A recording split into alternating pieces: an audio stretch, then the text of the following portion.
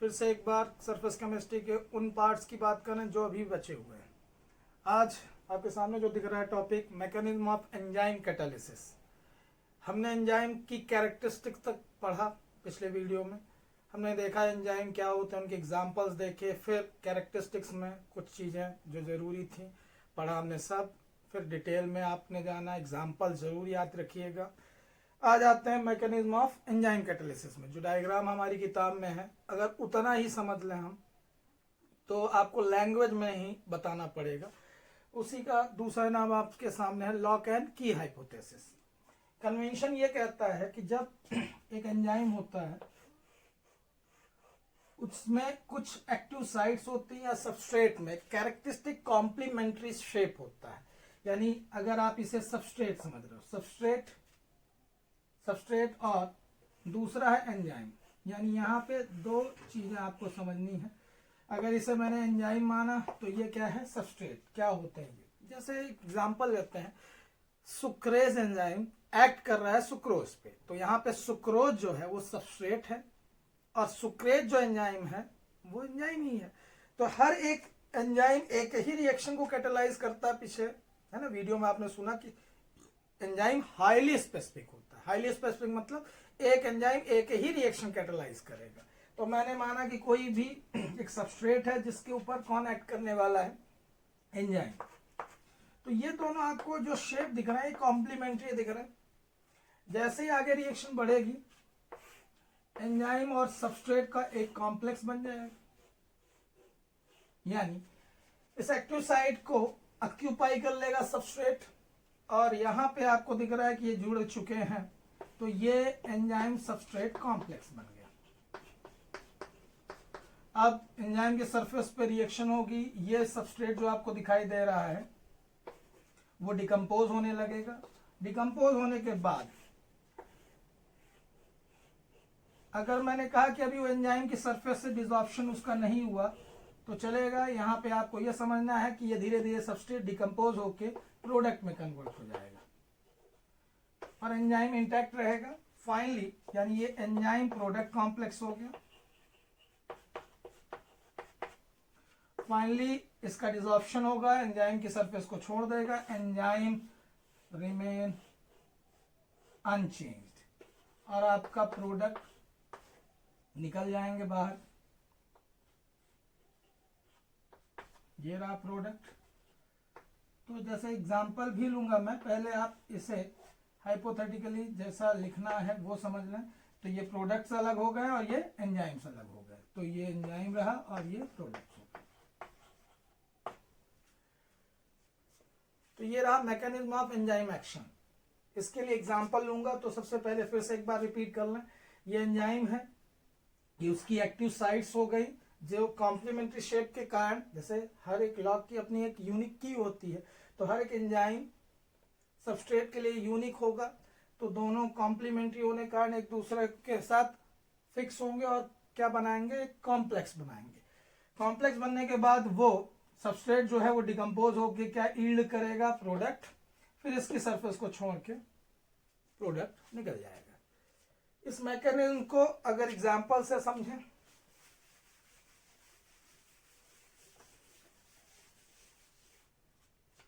Enzyme हुआ जैसे आपको मैंने कहा सुक्रेज, वो एक्ट कर रहा है किसके साथ, सुक्रोज के ऊपर।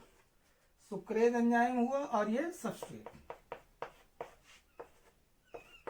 दोनों ने कॉम्प्लेक्स बनाया, यानी सुक्रेज सुक्रोज, ये कॉम्प्लेक्स हो गया। ठीक है। इसके बाद कॉम्प्लेक्स में से सुक्रोज डिकम्पोज हुआ, सुक्रेज रिमेन अनचेंज, और इसके साथ दो प्रोडक्ट जुड़े रहे, ग्लूकोज और फ्रक्टोज। बाद में इनका डिसॉर्प्शन हो गया, सुक्रेज अलग, ग्लूकोज और फ्रक्टोज अलग। तो जो टर्म्स आपने यूज की हैं फाइनली डायग्राम के बाद इनको लिख देना है आपको। ई यहाँ पे एंजाइम है, यहाँ पे जो एस है वो सबस्ट्रेट है, पी प्रोडक्ट।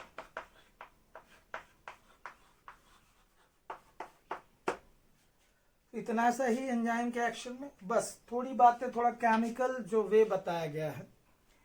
तो केमिकली ये जो एंजाइम्स होते हैं उनके जो एक्टिव फंक्शनल ग्रुप या साइट्स होती हैं, जैसे आप ऑर्गेनिक में पढ़ेंगे ढेर सारे फंक्शनल ग्रुप, जो पिछले साल भी आपने नॉमेनक्लेचर में देखा होगा, ऑर्गेनिक के बेसिक कंसेप्ट में भी और हाइड्रोकार्बन में भी।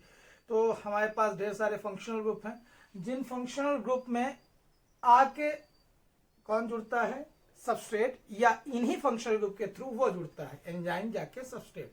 जैसे कार्बोक्सिलिक एसिड का ग्रुप हो गया, आपका अमीनो ग्रुप हो गया। तो ये ऐसे ग्रुप है जिनके सहारे ये सारा मैकेनिज्म होता है। आप नाइट्रो ग्रुप का नाम सुने, साइनाइड हो गया, ऐसे ढेर सारे फंक्शनल ग्रुप हैं जो उन्हें एक्टिव बनाए रखते हैं। तो एंजाइम की एक्टिव साइट एक्टिव बनी रहे उसके लिए सर्टेन फंक्शनल ग्रुप की रिक्वायरमेंट होती है। आप सब जान रहे हो कि ये बायोमॉलिक्यूल्स हैं, तो बायोमॉलिक्यूल्स में टिपिकल आपको यही फंक्शनल ग्रुप मिलेंगे, जैसे अल्कोहल हो गया। तो इन सारे फंक्शनल ग्रुप के थ्रू ही एंजाइम और सबस्ट्रेट आपस में एक्ट करते हैं और रिएक्शन कैरी आउट होती है, बायोकेमिकल रिएक्शन। कुछ एक टेबल बनी हुई है इन टेक्स्ट क्वेश्चंस के पहले। कैटालिस्ट इन इंडस्ट्री, तो 3 तरीके के प्रोसेसेस हैं जिन्हें आप 7 चैप्टर यानी पी ब्लॉक में डिटेल में पढ़ेंगे। तो यहाँ अगर आप उन्हें नहीं भी याद करते हैं तो कोई दिक्कत नहीं है, वो ओस्टबार्ड हो गई, हैबर प्रोसेस हो गई और कॉन्टैक्ट प्रोसेस डिटेल में है अगले मतलब पी ब्लॉक में जब हम पहुंचेंगे चैप्टर 7 में। तो अभी उन्हें रहने दीजिए। अब आज जरूरी टॉपिक स्टार्ट करते हैं अपन, कोलाइड। मेरे इस चैप्टर के पहले वीडियो में अगर आपको याद हो कि सबसे जरूरी अगर कोई टॉपिक कहा गया था, यानी आप बहुत कीन होके पढ़िएगा, है ना, वर्ड लाइनों को बहुत बारीकी से देख लीजिएगा, हर एक लाइन को, और उन तक पहुंचिएगा। पूरा कंसेप्ट तो हम आपके साथ रहेंगे, लेकिन हर एक वर्ड तक नहीं कवर किया जा सकता, वो आपको भी पता है कि हर लाइन को आप ही को पढ़ना है। उसके बाद अगर कोई दिक्कत तो कमेंट्स करिए। आइए तो पहले बात करते हैं कोलाइड्स की, यानी सबसे जरूरी टॉपिक इस चैप्टर का, चैप्टर 5 सरफेस केमिस्ट्री का, कोलाइड। और इसके बाद इसकी कैरेक्टरिस्टिक, इसकी प्रॉपर्टीज, इसकी प्रिपरेशन, इसका प्यूरिफिकेशन, इसका प्रेसिपिटेशन, तो ये सारी बातें हम करेंगे। तो कोलाइड्स के बारे में कुछ हम जान लेते हैं। पहली बात तो सबसे पहला वर्ड जो मुझे याद आता है इसके बारे में, ये हेट्रोजिनस मिक्सचर है। क्लास 9 से सुनते आ रहे हैं हम होमोजिनस, हेट्रोजिनस। हेट्रोजिनस क्या है, थोड़ा सा टिपिकल एक डिफरेंस समझते हैं जो सबसे जरूरी होता है जानना, पार्टिकल साइज का। अगर मैं किसी होमोजिनस मिक्सचर को देख रहा हूं और हेट्रोजिनस को, तो हेट्रोजिनस के पार्टिकल साइज बड़े होंगे किससे, होमोजिनस से। मतलब अगर एक मैटर पे दूसरा मैटर मिक्स किया जाए तो ये मैटर इसमें डिफ्यूज हो जाएगा। अब डिफ्यूजन के बाद वो कितने पार्टिकल साइज को ऑक्यूपाइड करता है, वहीं से आप डिस्टिंग्विश कर पाएंगे इन दोनों को। किसको किसको, होमोजेनस मिक्सचर इस साल पढ़ना है सोल्यूशन, चैप्टर 2 सॉल्यूशंस किसमें आते हैं, होमोजेनस मिक्सचर में, जहां आपको ये पार्टिकल साइज, मैं यहां एक सॉल्यूशन लिया हूं, यहां एक कोलाइड लेता हूं, तो जहां सॉल्यूशन में आपको पार्टिकल साइज दिखेंगे बहुत ही डिमिनिश्ड, लेस देन 1 नैनोमीटर, और यहीं पे कोलाइड्स में ये पार्टिकल साइज आपको 1 नैनोमीटर टू 1000 नैनोमीटर। तो होमोजिनस और हेट्रोजिनस में एक बारीक सी लकीर आप समझ लें कि 1 नैनोमीटर के नीचे चले गए तो होमोजिनस है, उससे ऊपर चले गए तो हेट्रोजिनस, क्योंकि इससे भी ऊपर गए तो एक और कैटेगरी आपने 9 में पढ़ी थी, सस्पेंशन, जो हमें नेकेड आई से दिखने लगेंगे और बहुत ज्यादा देर तक मिक्स नहीं रहते, सेटल डाउन हो जाते हैं अपने आप। जब तक स्टीयर करते रहो तब तक तो मिक्स होते हैं, उसके बाद सेटल डाउन हो जाते हैं। तो ये मोर देन 1000 नैनोमीटर की बात हो रही है, यानी इनके पार्टिकल साइज 1000 नैनोमीटर से बड़े होते हैं सस्पेंशन के। तो बीच में एक कड़ी आ रही है, अगर आप समझें कि हेट्रोजेनस मिक्सचर में 2 टाइप आ रहे हैं, एक ये और एक ये। तो इस साल हमको ये नहीं है, केवल हमें पढ़ना है क्या, कोलाइड्स। और कोलाइड्स में आपको हमेशा याद रखना है पार्टिकल रेंज, साइज की रेंज कितनी है, 1 नैनोमीटर टू 1000 नैनोमीटर। ये समझाने की बात थी, शुरू से बात करते हैं। कोलाइड्स एक हेट्रोजेनस मिक्सचर है। इस हेट्रोजेनस मिक्सचर में जो पार्टिकल साइज की रेंज है 1 नैनोमीटर टू 1000 नैनोमीटर है। इससे छोटे हुए तो सोल्यूशन यानी होमोजेनस मिक्सचर में, इससे बड़े गए तो हेट्रोजिनस ही मिक्सचर है लेकिन हाईली अनस्टेबल सस्पेंशन। आपने सस्पेंशन देखा है जिसमें लिखा होता है शेक वेल बिफोर यूज। जो भी मिक्सचर या मेडिसिन आती हैं अपने पास पीछे लिखा रहता है शेक वेल बिफोर यूज, यानी वो पक्का है क्या है, सस्पेंशन। तो उसमें दवाई क्या रहती है, सेटल डाउन रहती है। तो आप जब तक शेक नहीं करेंगे तो वो डिस्पर्सन मीडियम यानी सॉल्वेंट के साथ मिक्स नहीं होंगी। तो यहाँ पे सस्पेंशन हमें नहीं पढ़ना है, ठीक है। और सबसे ज्यादा कवर किसको करना है, कोलाइड को। तो कोलाइड के बारे में दो बातें भी हमने समझी। कोलाइड हेट्रोजिनस मिक्सचर है जिनमें पार्टिकल साइज की रेंज कितनी है, 1 नैनोमीटर टू 1000 नैनोमीटर। अब बात करें कि कोलाइड्स में इन्वॉल्व जो अपने पास है ना मटेरियल है, मैटर है, उनके पर्टिकुलर नाम क्या है। जैसे अगर आप कोई सोल्यूशन लेते हैं, सोल्यूशन एक होमोजेनस मिक्सचर, जैसे एग्जांपल सेकंड चैप्टर से भी आपको मिल सकता है कि अगर आपने शुगर को किसमें डाला, वाटर में, ये शुगर सोल्यूशन बना। इस शुगर सोल्यूशन में अगर आप जिस चीज को डिसॉल्व कर रहे हो, which is getting dissolved, the component which is getting dissolved, उसे आप टिपिकल नेम सॉल्यूट कहते हो। और जिसमें आप घोल रहे हो तो वो सॉल्वेंट कहलाता है। जनरली मेजर क्वांटिटी में आपको मिलता है, ये माइनर थोड़ा सा आपने डाला इसे और इसे ज्यादा बल्क में लिया आपने, तो जिसे ज्यादा ले रहे हो उसे सॉल्वेंट कह रहे हो। हर बार ये नहीं है, तो कंसंट्रेटेड सोल्यूशन में ऐसा नहीं होता। फिर भी अभी आपको जितने जनरल सोल्यूशन आप मिलते हैं या बनाते हो आप, तो जनरली कैसे होते हैं, डाइल्यूट सॉल्यूशंस होते हैं और सॉल्यूट उसमें थोड़ा सा होता है और सॉल्वेंट मेजर क्वांटिटी में होता है। बस इसी से कोरिलेट कर दीजिए अपने कोलाइड्स को। कोलाइड्स में जो घुल रहा होता है, ठीक है, यानी जो लोअर क्वांटिटी में, स्मॉलर क्वांटिटी में, उसे हम डिस्पर्स्ड फेज कहते हैं।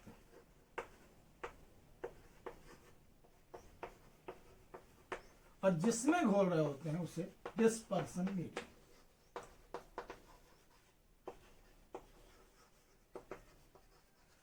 क्योंकि बार बार ये टर्म्स आती रहेंगी, हमें बिल्कुल नई ना लगे, तो बिल्कुल कोरिलेट रखिए दिमाग में कि अगर कोई चीज है ना, मिक्सचर आपके पास है हेट्रोजेनस मिक्सचर कोलाइड्स, तो उसमें जो अंदर घुला हुआ है जिस मीडियम में, सीधा सीधा डिस्पर्सन मीडियम, यानी जो ज्यादा क्वांटिटी में है वो क्या है, डिस्पर्सन मीडियम है। और छोटी छोटी ड्रॉपलेट जाके अंदर जो डिस्पर्स हो रही हैं, छुप रही हैं, उन्हें हम डिस्पर्स्ड फेज कहते हैं।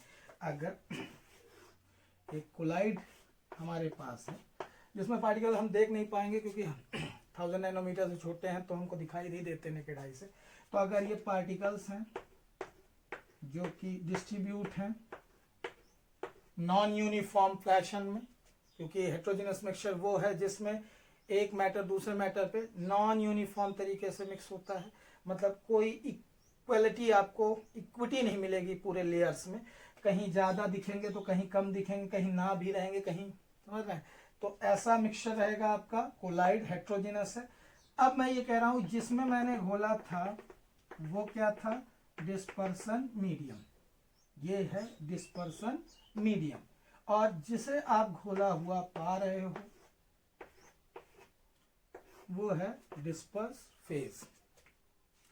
जिसकी पार्टिकल साइज की रेंज बात कर रहा था मैं, वो ये है डिस्पर्स फेज, यानी इसका साइज है 1 nanometre to 1000 nanometre. Disperse phase के पार्टिकल्स का साइज 1 नैनोमीटर टू 1000 नैनोमीटर है। और यही अभी कुछ देर पहले जब मैं सोल्यूशन की बात कर रहा था, इन सॉल्यूट के पार्टिकल्स का साइज 1 नैनोमीटर से छोटा है। यहाँ डिस्पर्सन मीडियम या सॉल्वेंट की बातें होंगी जरूर, बिना उनके तो बनेगा ही नहीं, लेकिन इनके पार्टिकल साइज की बात नहीं हो रही, इन्हें बल्क में ले रहे हैं, मेजर क्वांटिटी में ले रहे हैं, ठीक है। तो ये हो गया कोलाइड के ऊपर तीसरी पार्ट कि आप उससे है ना एसोसिएटेड चीजें जान रहे हैं कि उसके अंदर कितने कंपोनेंट हैं। तो 2 कंपोनेंट है, पहला डिस्पर्स फेज जो घुल रहा है, और जिसमें घुल रहा है वो क्या कहलाएगा, डिस्पर्सन मीडियम, ठीक है। उसके बाद आगे चलते हैं इनके टाइप्स में। टाइप्स ऑफ कोलाइड में कई क्लासिफिकेशन है। अगर आप देखें तो हमारी किताब में 2 पेजेस कवर कर रहा है टाइप्स ऑफ कोलाइड। तो पहले जो टाइप्स हैं वो डिस्पर्स फेज की ही स्टेट के आधार पे, यानी ये कैसी है और ये कैसी स्टेट में है, दोनों उसके आधार पे है। दूसरा, इन दोनों के बीच में इंटरैक्शन कैसा है, मतलब डिस्पर्स फेज और डिस्पर्सन मीडियम के बीच में इंटरैक्शन कैसा है। और तीसरा, डिस्पर्स फेज के ही साइज के ऊपर है। अगर फिर बात करूं मैं एक एक करके, तो टाइप्स ऑफ कोलाइड्स में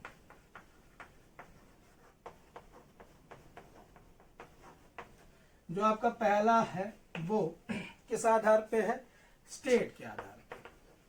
स्टेट यानी फिजिकल स्टेट कैसी है, यानी डिस्पर्स फेज किस स्टेट में है, डिस्पर्सन मीडियम किस स्टेट पे है, उसके आधार पे। फिर इंटरैक्शन की बात करें, इंटरैक्शन किसके बीच में, डिस्पर्स फेज और डिस्पर्सन मीडियम के बीच के इंटरैक्शन के आधार पे आप बांटेंगे। तो यहाँ पे तो फिक्स्ड कैटेगरी है, आपको एक लायोफिलिक मिलेगा या लायोफोबिक। और स्टेट के आधार पे एक टाइप ऑफ कोलाइड्स मिलेंगे आपको जो टेबल में है, मैं आता हूँ उस टेबल की बात करता हूँ। और फाइनली आप जब पार्टिकल साइज की बात करेंगे, यानी पार्टिकल साइज ऑफ कोलाइड या डिस्पर्स,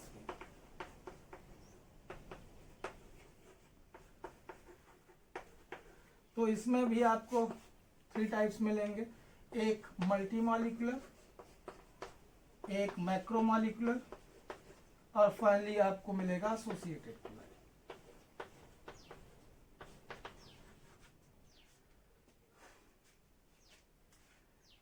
तो लंबा सेगमेंट है आपका टाइप्स ऑफ कोलाइड, ठीक है। उसमें क्लासिफिकेशन तीनों बेसिस पे है। एक्सरसाइज में भी क्वेश्चंस हैं, दो बार आपको अलग सेपरेट भी पूछे गए हैं ये क्वेश्चंस।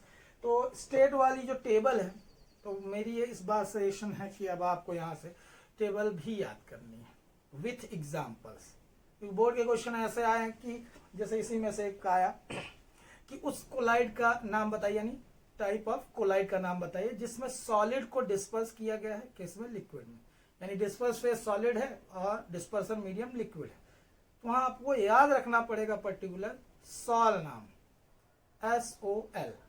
यानी जब सॉलिड को डिस्पर्स कराया जाता है लिक्विड में तो उसे सॉल कहते हैं। जो लिक्विड को लिक्विड में कराया जाएगा तो इमल्सन, जब लिक्विड को सॉलिड में तो जेल।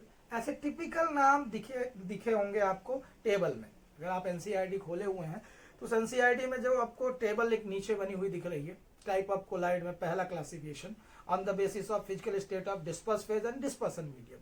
तो आपको पहले डिस्पर्स फेज की स्टेट दिया है, फिर डिस्पर्सन मीडियम की, फिर स्टेट दिया है, फिर एग्जाम्पल दिया है। तो आप किसी चीज को नहीं छोड़ सकते, आपको सारी स्टेट्स भी याद रखनी पड़ेंगी, टाइप्स भी याद रखने पड़ेंगे कि कौन फोम है, कौन जेल है, कौन एरोसॉल है। तो ये सारे टेबल के साथ याद करिएगा, ठीक है। एग्जाम्पल जरूर, जैसे हम चैप्टर में इसमें पर्टिकुलर 2 चीजों को बहुत डिटेल में लेंगे, सॉल और दूसरा है इमल्सन। तो जैसे आगे पढ़ते रहेंगे आप टेबल के बाद भी, तो आपको मिलेगा कि सबसे ज्यादा फोकस करने वाली चीजें ये दोनों, यानी डिटेल में हमको इस साल सॉल और इमल्सन है, ठीक है। एग्जाम्पल जैसे जितने भी सेल फ्लूइड्स हैं हमारे अंदर, यानी इसको भी पर्टिकुलर नाम देंगे हम लोग, और थोड़ा सा एक आध एग्जाम्पल लेते हैं इसके। फिलहाल आपको ये समझ में आ गया हो कि एक टाइप ऑफ क्लोराइड जो हमको टेबल में दिख रहा है, उनकी स्टेट दोनों की, डिस्पर्स फेज और डिस्पर्सन मीडियम की, टाइप ऑफ कोलाइड भी याद रखना और एग्जाम्पल भी याद रखना है। और जो अगला क्लासिफिकेशन होगा इन के लिए, तो उस पर आऊंगा, फिर इन तीनों के बारे में बात करते हैं। तो अगला डिस्कशन इन्हीं के ऊपर होगा। थोड़ा सा ऊपर वाले की बात कर लें हम एग्जाम्पल्स के साथ। जैसे हमको डिटेल में मैंने कहा कि ये दोनों जानने हैं। जैसे अगर डिस्पर्सन मीडियम आपने वाटर लिया,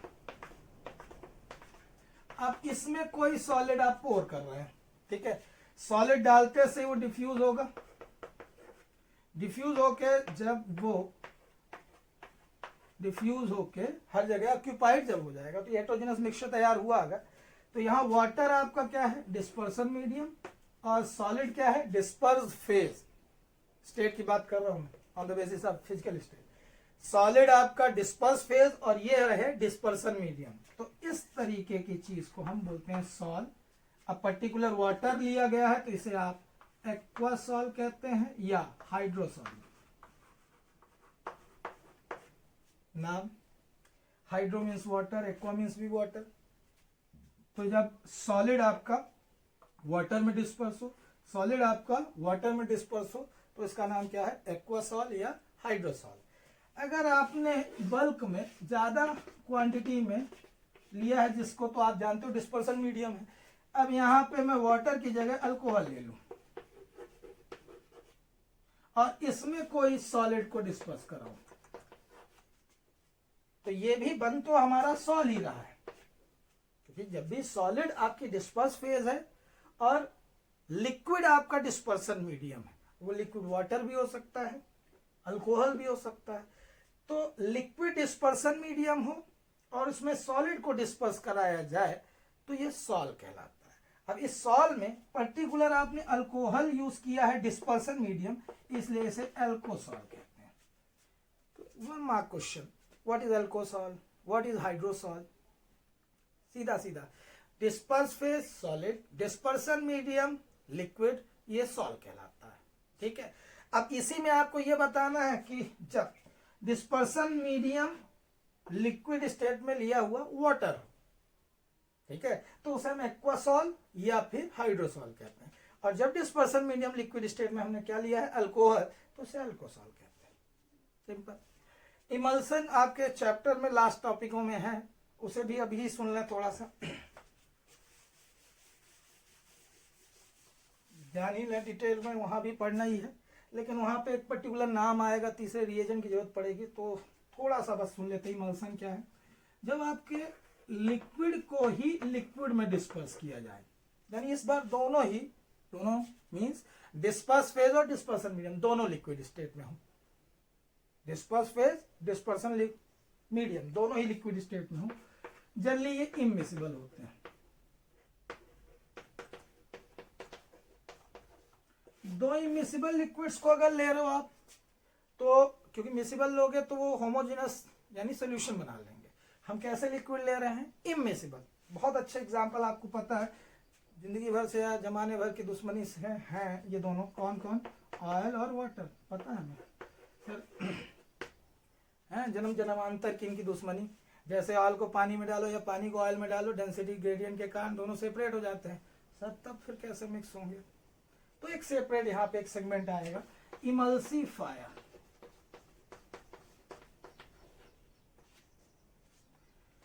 बिना तीसरे की मध्यस्थता के, यानी तीसरे आदमी को यहाँ बीच में आना ही पड़ेगा और इन दोनों को मिक्स कराएगा। तो ऑयल और वाटर का मिक्सचर अगर आप तैयार कर रहे हो, ठीक है, यानी दो इमिसिबल लिक्विड्स को अगर आप मिक्स कर रहे हो तो हेट्रोजिनस ही होगा, कोलाइड ही आएगा, लेकिन उसे पर्टिकुलर नाम दे दिया गया है, क्या? इमल्सन। यानी लिक्विड को लिक्विड में डिस्पर्स करना क्या कहलाता है? Emulsion. The type of colloid in which disperse phase and dispersion medium both are liquid and are immiscible. इन्हें आपस में मिक्स किसकी मदद से किया जा रहा है? इमल्सिफायर्स या इमल्सिफाइंग एजेंट। अच्छा एग्जांपल याद आता है मुझे, मिल्क, नेचुरल एग्जांपल। अब सबको पता है कि मिल्क में ढेर सारे क्रीम के पार्टिकल होते हैं, बटर उसमें से अलग होता है, और वाटर तो है ही है, वाटर है ही है, क्योंकि ढेर सारे मिल्कमैन और भी ऐड करते रहते हैं, फर्क नहीं पड़ता है। तो मिल्क में जो आपके फैट मॉलिक्यूल्स हैं या क्रीम है वो डिस्पर्स रहती है, यानी ये ऑयली नेचर की होगी, ये ऑयल है, और जो किसमें डिसॉल्व रहती है? वाटर। तो ये डिस्पर्सन मीडियम हो गया। तो आराम से समझ लेते हैं, जब लिक्विड को लिक्विड में डिस्पर्स कराएंगे तो सर अब उससे क्या नाम देंगे? Emulsion. Emulsion type of colloid जिसमें दो इमिसिबल लिक्विड है और हेट्रोजिनसली एक दूसरे से मिक्स है। ठीक, अब ये दो तरीके के होते हैं इमल्सन, एक ऑयल को वाटर में डालोगे या उल्टा, यानी ऑयल इन वाटर इमल्सन, और दूसरा है water in oil emulsion. Sir इनमें डिफरेंस कहाँ है डिफरेंस। इसे लार्ज क्वांटिटी में लो, थोड़ी सी क्वांटिटी आपने ऑयल के उसमें अंदर डाली विथ इमल्सिफायर, तो उसे ऑयल इन वाटर, यानी ये डिस्पर्स फेज है और ये डिस्पर्सन मीडियम, इसमें उल्टा है। इसमें इस बार डिस्पर्स फेज वाटर है और डिस्पर्सन मीडियम आपका कौन है? ऑयल। कैसे भी मिक्स करें फायदा है बच्चों, जरूरतों के हिसाब से। जितनी भी तरीके क्रीम आपने सुनी, हेयर क्रीम, ठीक है, skin cream, medicated, non medicated, ये इन्हीं टाइप के इमल्सन है। यानी बहुत वाइडली यूज होने वाली क्रीम्स, कॉस्मेटिक वाली, फेयर एंड लवली, प्रचार नहीं कर रहा हूँ, मतलब आप समझ पा रहे हैं कि जितने भी तरीके क्रीम्स हैं वो हम किसकी मदद से बना पाते हैं? इमल्सन, यानी लिक्विड को ही लिक्विड में डिस्पर्स कराया जाता है। ठीक है, तो इन दोनों टाइप्स को पर्टिकुलर आपको डिटेल में पढ़ लेना। बाकी उस टेबल को आप पूरी तरह से याद कर लें, जितने भी एग्जाम्पल होने याद करिए कि जैसे पेंट है हमारे घरों में लग रहा है, तो ये पेंट किससे बन रहा है, सॉलिड को डिस्पर्स कराया गया है किसमें, लिक्विड में। तो हर तरीके का एग्जाम्पल, सेल फ्लूइड्स क्या है, ठीक है, क्लाउड्स क्या है, स्मोक क्या है, तो इस सभी कहीं ना कहीं आपके आसपास ढेर सारी नेचुरल चीजें आपको जो दिख रही हैं कोलाइडल स्टेट में। आपका पूरा शरीर का ब्लड, सेल फ्लूइड, ये भी किस में आते हैं, कोलाइड्स में। तो अच्छा सेगमेंट है, बहुत जरूरी सेगमेंट है कोलाइड, इसलिए इस चैप्टर में से आप अच्छे से पढ़िएगा। यहाँ तक आपको पहले क्लासिफिकेशन के बारे में थोड़ा सा बताया, दूसरे क्लासिफिकेशन में डिटेल में चलते हैं। Type of colloids on the basis of interaction between disperse phase and dispersion medium. Interaction की बात करें तो ये दो तरीके के हैं, लायोफिलिक और दूसरा है लायोफोबिक। अगर हमें इनमें डिफरेंस की बात आ जाए और हमें 3 मार्क्स का क्वेश्चन आया कि differentiate these two, lyophilic and lyophobic colloids, तो अपन 3 नंबर के हिसाब से चलते हैं और सेपरेट भी समझ लेते हैं। तो अगर मुझे आया इसी के ऊपर कमेंट करने के लिए, तो अपन लायो को अलग कर लें, फिलिक को अलग कर लें। लायो means solvent, philic means loving. जब आपकी डिस्पर्स फेज बहुत म्यूचुअल इंटरेक्ट करे किसके साथ, डिस्पर्सन मीडियम के बीच, इजीली मिक्स हो जाए, कोई लड़ाई नहीं, आराम से डिस्पर्स फेज जाके किसके साथ मिक्स हो जा रही है, डिस्पर्सन मीडियम के साथ। एग्जाम्पल जैसे स्टार्च हो गए, बहुत सारे ऐसे बायोमोलिक्यूल्स हो गए, प्रोटीन, गम्स, जिलेटिन, टैनिन, इतने आसान, बड़े आसानी के साथ वाटर के साथ, मतलब बहुत जमाने का उनका नाता है, ऐसा लगता है। और ऐसे हैं कि रिवर्सिबल है, रिवर्सिबल नेचर के। रिवर्सिबल मींस एक बार अनस्टेबल हो भी गया, यानी डिस्पर्सन मीडियम आपने हीट फ्रीज करके उड़ा दिया, जमा दिया, उसके बावजूद फिर आप दोबारा जब बनाएंगे तो बन जाते हैं। जैसे स्टार्च को मैंने घोला पानी में, उसे हीट कर दिया, वेपराइज हो गया वाटर, स्टार्च बचे, फिर पानी डाला, फिर मिक्स हो गए। यानी यहाँ पे सॉल्वेंट के साथ जब लविंग नेचर दिखाएगा कौन, डिस्पर्स फेज, ठीक है, डिस्पर्स फेज डिस्पर्सन मीडियम के साथ इजीली मिक्स हो जाए, बहुत अच्छा इंटरेक्शन हो दोनों के बीच में, रिवर्सिबल सॉल्ट्स बने, वो कहलाते हैं लायोफिलिक सॉल्ट्स। एग्जाम्पल किताब से ही निकाल लेंगे आप, जितनी भी तरीके गम्स होती हैं, जिलेटिन, ठीक है, स्टार्च, तो ये सब किस में आते हैं, रिवर्सिबल सॉल्ट यानी लायोफिलिक में। अब इसी वर्ड में आप आ जाइए, पूरा डिफरेंस इसके साथ आपको दिखाई दे जाए। यहाँ सॉल्वेंट हीटिंग,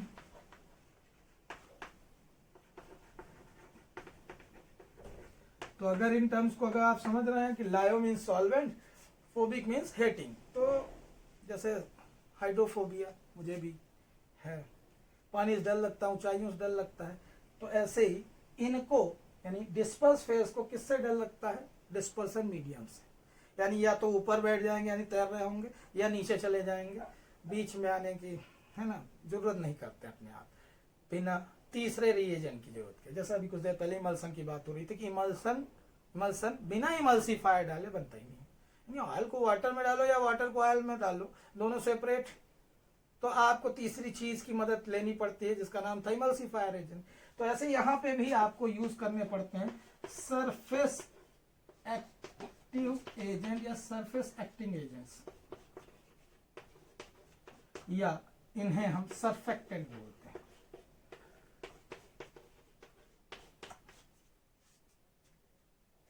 तो पर्टिकुलर इमल्सन के लिए उसका नाम क्या था, इमल्सीफाइंग एजेंट, वो भी एक तरीके क्या है, सरफेस एक्टिव एजेंट्स।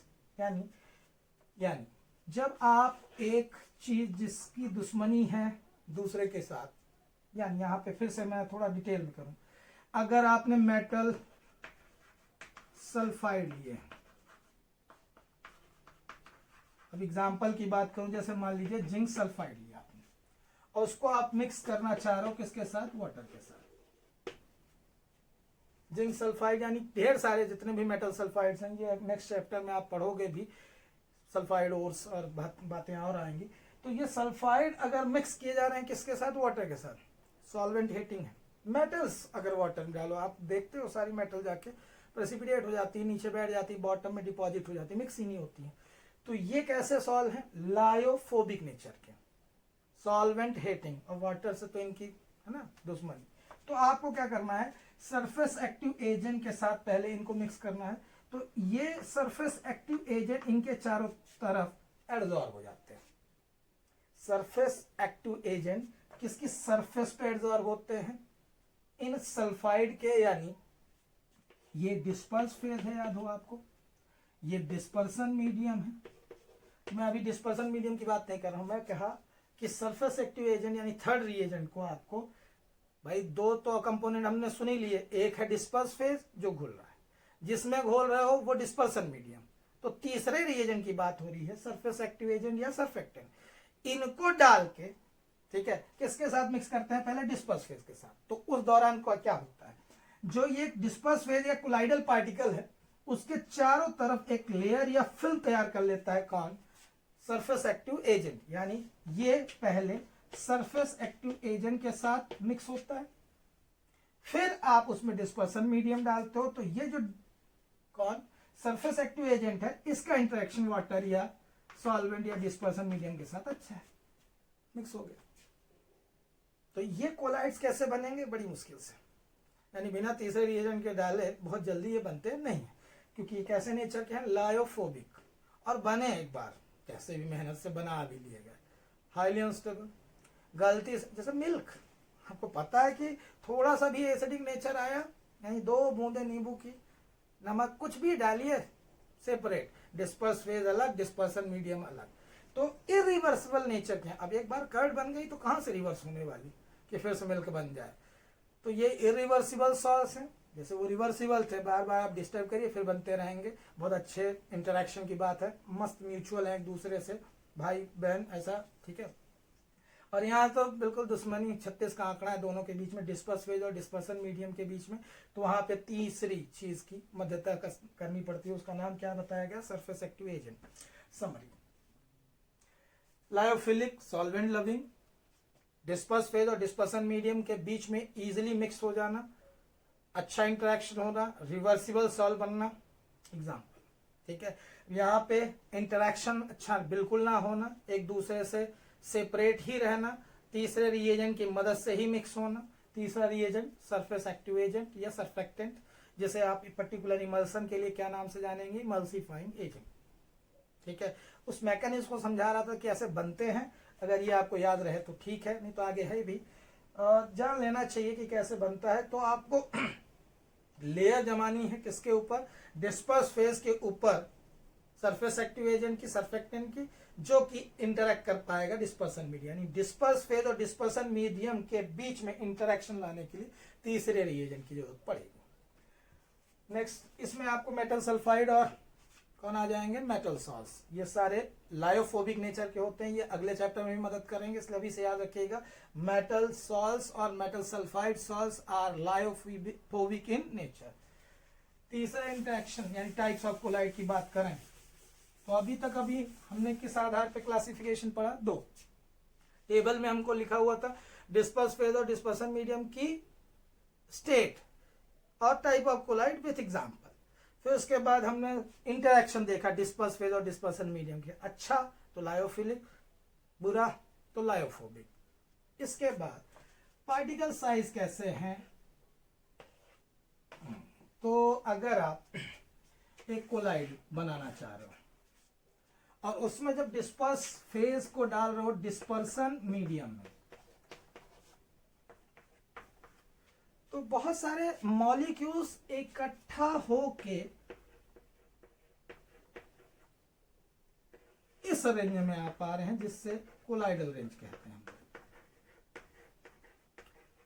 डिफरेंस ना हो पाए इसके लिए मैं बात कर रहा हूं, इसलिए थोड़ा सा ये ऐसे एग्जांपल ले रहा हूं डायग्राम के साथ।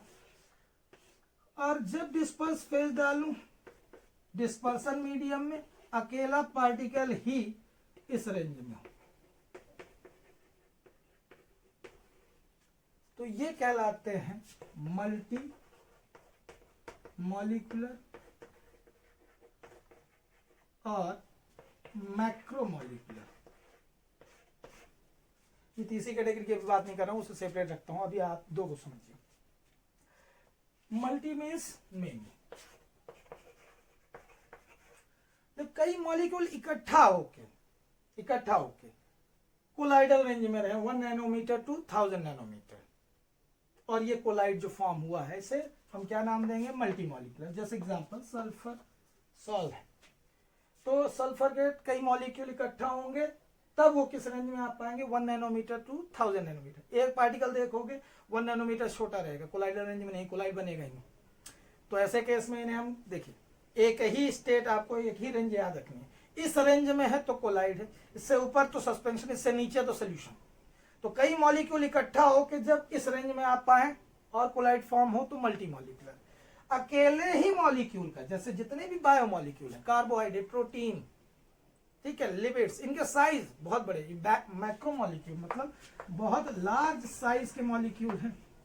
तो अगर ये जैसे सेल फ्लूइड में मैं कहता रहा हूँ, प्रोटीन्स हैं, एंजाइम्स हैं, जितने भी आपके वाटर में जब मिक्स हैं, तो एक्वासॉल में कह रहा हूं मैं कि डिस्पर्सन मीडियम कौन है? आपका वाटर, आपके शरीर में, और इसमें आपके डिस्पर्स फेज का रूप ले रहे हैं मान लो प्रोटीन्स। तो एक प्रोटीन का साइज ही आपको किस रेंज में दिख रहा है? 1 नैनोमीटर टू 1000 नैनोमीटर। अकेला प्रोटीन का साइज, अकेला कार्बोहाइड्रेट का साइज, कोई सा भी मिक्स कर रहे हैं, स्टार्च, तो इन सबके साइज अकेले के यानी सिंगल मॉलिक्यूल कितने रेंज का है? 1 नैनोमीटर टू 1000 नैनोमीटर। तो जब घोलते से आपको कई मॉलिक्यूल की जरूरत पड़े, एक मॉलिक्यूल ही इस रेंज में है, तो यही नहीं कि एक ही, मतलब ये पूरे ये एक एक करके जो मॉलिक्यूल हैं सब का साइज कैसा रहेगा? 1 नैनोमीटर टू 1000 नैनोमीटर। यहाँ कई मॉलिक्यूल्स को इकट्ठा होना पड़ेगा तब जाके वो किस रेंज में आ पाएंगे? मल्टी मॉलिक्यूलर कोलाइड्स में।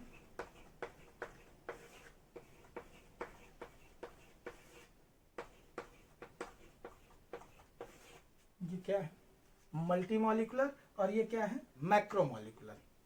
एग्जाम्पल, ठीक है, 1 नंबर का क्वेश्चन बन सकता है, 1 नंबर का दोनों के ऊपर, ये डिफरेंस भी करने के लिए अगर आए तो जब बहुत सारे मॉलिक्यूल्स इकट्ठा होकर कोलाइडल रेंज में आए तो मल्टी मॉलिक्यूलर। एग्जाम्पल सल्फर, एक ही मॉलिक्यूल का साइज मैक्रोमॉलिक्यूल है, किस रेंज में? 1 नैनोमीटर टू 1000 नैनोमीटर। एग्जाम्पल आपने लिख दिया प्रोटीन, गम, बायोमॉलिक्यूल्स, स्टार्च, ये हो गया मैक्रोमॉलिक्यूल। डिटेल में जाना होगा इस कोलाइड में, क्योंकि ये इसी में अब आपको आ रहा है सोप, और अकेला खुद ये 3 नंबर का सेगमेंट है।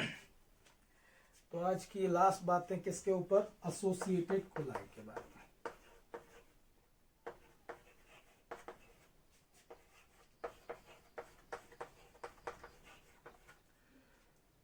इसमें पहली लाइन जरूरी क्या कि बच्चों शुरुआत में ये जो वर्ड लिख रहा है एसोसिएटेड, उस तक पहुंचने के पहले अगर मैं कहूं एक ऐसी चीज जो वाटर में यानी डिस्पर्सन मीडियम में इनिशियली घोलने पे, बहुत लो कंसंट्रेशन में घोलने पे सोल्यूशन की तरह बिहेव कर रही है, यानी यहां से ये समझ में आ गया कि पार्टिकल साइज 1 नैनोमीटर से छोटे, तो बहुत लो कंसंट्रेशन है। जब डिस्पर्स फेज को लिया जा रहा है डिस्पर्सन मीडियम में, तो वो किसकी तरह बिहेव कर रही है? सोल्यूशन या इलेक्ट्रोलाइट की तरह बिहेव कर रही है। इलेक्ट्रोलाइट क्या? एसिड, बेस और सॉल्ट जो होते हैं वो किस में आते हैं? आपके इलेक्ट्रोलाइट्स में, जो कि आयंस में डिसोसिएट होते हैं। जैसे एग्जांपल सोप, C17H35 COONA, ये सोडियम स्टीयरेट कहलाता है, एक सोप मॉलिक्यूल का फार्मूला है। अब इसमें अगर इस पार्ट को देखें, इतना ये हाइड्रोकार्बन वाला पार्ट, फिर ये कार्बोक्सिलेट वाला पार्ट और ये पॉजिटिव एंड। तो जैसे इस मॉलिक्यूल को मैं घोलूंगा तो आपको पता है आयनिक चीजें पानी के अंदर चली जाएंगी, क्योंकि water is a polar solvent, और ये मतलब ये जो एंड है यानी हेड वाला पार्ट है और ये आयन है, तो ये दोनों वाटर के अंदर चलेंगे। लेकिन ये हाइड्रोकार्बन वाला पार्ट ये नॉन पोलर नेचर का होता है, जो वाटर में घुलेगा नहीं। तो अभी आपके सोप मॉलिक्यूल अगर बहुत लो कंसंट्रेशन में लोगे तो ये क्या दिखा रहे हैं मुझे, वाटर के अंदर जा भी रहे हैं और नहीं भी जा रहे हैं। तो ऐसे केस में ये कैसे की तरह दिखाई दे रहे हैं, इलेक्ट्रोलाइट, यानी घुले भी हैं और कहो तो नहीं भी घुले हैं। लेकिन अभी जितना पार्ट घुला है केवल हम उस पर नजर रखेंगे, मिक्सचर पे, तुम्हारी मिक्सचर की नजर तो यहीं तक पड़ेगी और इसको देख रहे हैं तो ये क्या हमको दिख रहा है, सोल्यूशन। क्योंकि इन पार्टिकल्स का साइज, इनका साइज 1 नैनोमीटर छोटा है। तो associated colloid at very low concentration, ठीक है, शुरुआत में किस नेचर को रखते हैं, सोल्यूशन नेचर अपने अंदर रखते हैं या इलेक्ट्रोलाइटिक नेचर रहता है इनके अंदर। लेकिन जैसे ही और कंसंट्रेशन बढ़ाने लगोगे इनके अंदर कोलाइडल नेचर आ जाता है। कैसे कि यही मॉलिक्यूल्स जब एक्सेस में आने लगेंगे तो इनको आपस में एसोसिएट होना पड़ेगा, तब ये वाटर में घुल पाएंगे।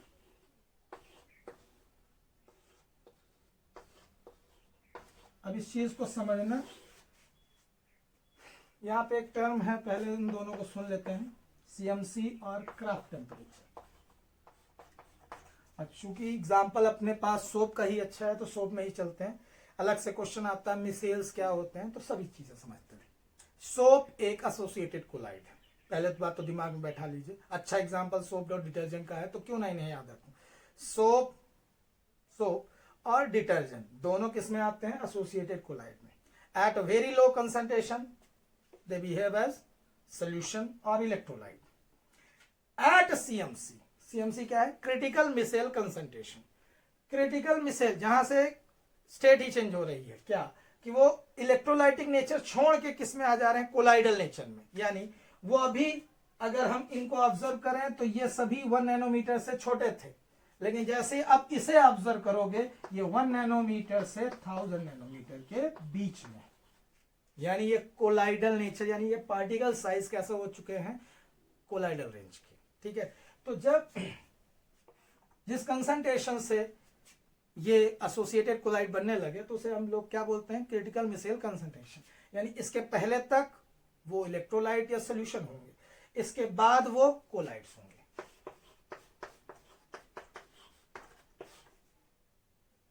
तो एसोसिएटेड कोलाइड्स में सोप आते हैं, डिटर्जेंट आते हैं। At very low concentration they behave as electrolyte और solution.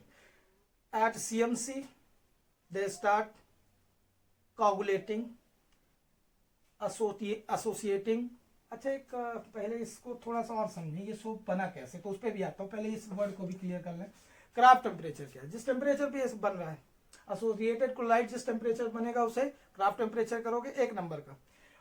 The temperature at which colloids are form, associated colloids. CMC क्या है, एट, ठीक है, very low concentration they behave as electrolyte, from this concentration they shift towards colloidal range. ठीक, अभी और detail में अगर समझना हो कि मिसेल क्या होता है तो थोड़ा सा सोप के बारे में समझ लो अच्छे से, 10th में भी पढ़ा था तुम लोगों ने। तो आप लोगों को ये पता है कि सोप में 2 एंड होते हैं, एक हेड पार्ट होता है और एक टेल वाला पार्ट। ठीक है, तो इस हेड वाले पार्ट की बात करूं मैं तो ये निगेटिव पार्ट है और ये आपका हाइड्रोकार्बन वाला पार्ट। तो ये वाटर में मिक्स हो जाएगा, लेकिन ये वाला पार्ट वाटर के साथ मिक्स नहीं होता है, क्योंकि ये हाइड्रोफोबिक नेचर का होता है और ये हाइड्रोफिलिक नेचर का। तो जब किसी सोप बस को अगर अकेला मॉलिक्यूल होता तो कोई दिक्कत नहीं थी, जब ढेर सारे मॉलिक्यूल सोप के पानी के अंदर आएंगे तो उन्हें मजबूरी में मिसेल बनाना पड़ेगा। मिसेल होता क्या है, अगर पूरा समझें, इसको थोड़ा सा डायग्राम तो आपकी किताब में है ही है, मैं इन एंड्स की बात कर लूं थोड़ा सा कि इन्हें आप समझिए, दोनों एंड्स। अभी वो सोप को जब आप एक्सेस में ऐड करोगे वाटर में तो मजबूरी में इन्हें अंदर जाना पड़ेगा पानी में। तो ये इस तरीके का स्ट्रक्चर बनाते हैं स्पेरिकल कि कैसे भी करके वाटर अंदर पेनिट्रेट ना हो और हाइड्रोफोबिक जो पार्ट है पानी से बचा रहे।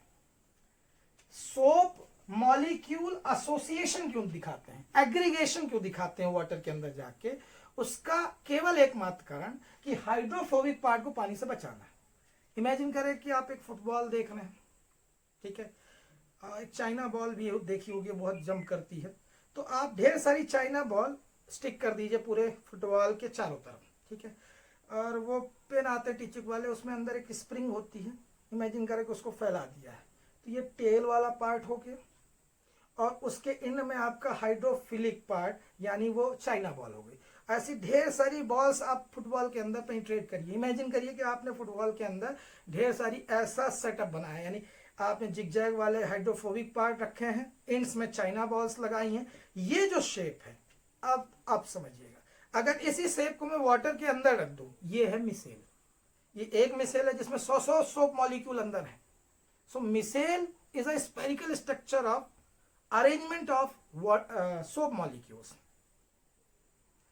Micelle is a spherical structure of soap molecule, और इसमें होता यह है कि जैसे ये स्पेरिकल शेप में आते हैं, वाटर इसके अंदर पेनिट्रेट नहीं हो पाता। सर क्यों? तो बहुत आसान है, ये हाइड्रोफिलिक एंड में आके वाटर का मॉलिक्यूल इंटेंगल्ड हो जाता है, जैसे वाटर बेंड शेप का होता है। तो ये ढेर सारे ऐसे हाइड्रोफिलिक पार्ट अरेंज है, यहाँ हाइड्रोफोबिक अंदर है, तो ये हाइड्रोफिलिक में आके कौन अटैच हो जाता है, ये पार्शियल पॉजिटिव जो आपका हाइड्रोजन वाला पार्ट है आके रुक जाता है, तो वाटर पेनिट्रेट नहीं कर पाता किसमें, मिसेल के अंदर।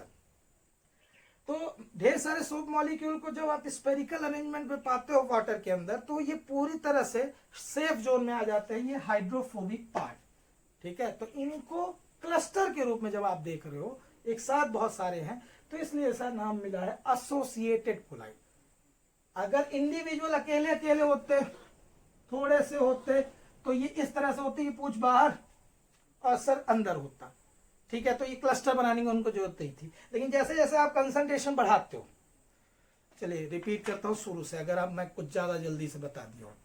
चले, सोप मॉलिक्यूल को आप थोड़ा सा लेते हो, थोड़ा सा, बहुत थोड़ा सा लेते हो, तो इनके हाइड्रोफिलिक एंड बस अंदर पेनिट्रेट करते हैं वाटर के अंदर, और हाइड्रोफोबिक पार्ट कहां रहते हैं, बाहर।